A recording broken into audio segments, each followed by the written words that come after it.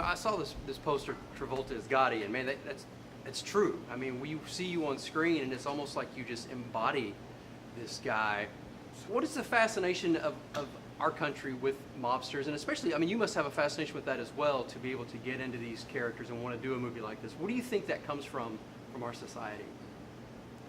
You know, I'm not exactly sure, but it's seemingly everyone is fascinated by the good and the evil together, and how that plays out. Probably in watching The Godfather, you see it unfold so kind of insidiously that maybe that's the invitation to see how does evil unfold, how does good win out or not win out, and maybe it's like a magnet.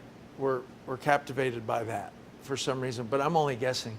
You know, I think everybody has their own individual thing, and Gotti is the last American gangster, famous gangster, because the RICO law kind of put an end to the mafia as we knew it, as in the Cosa Nostra, which is the honor, integrity, and loyalty, went right out the window, because now you could get arrested for murders or whatever and be protected by the government as long as you gave up other people.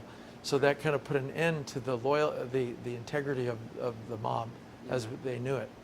And you talk about that loyalty and that integrity. If you take a lot of what Gotti says out of context of the movie, and you're like, man, this guy's a great father, he's a great person in society. Yeah. I mean, I have a 6-year-old, and I'm like, that's stuff I would tell my son. But then you put it in the context of who he was, and it's like, wow, this is kind of frayed. And it makes a complex, really rich character.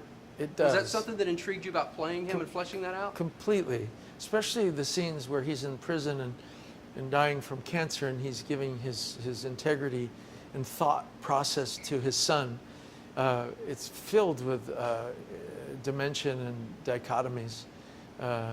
It was what fascinated me. I love the through line of a reflection of a life back to his younger years and how he evolved. And that was very effective for me.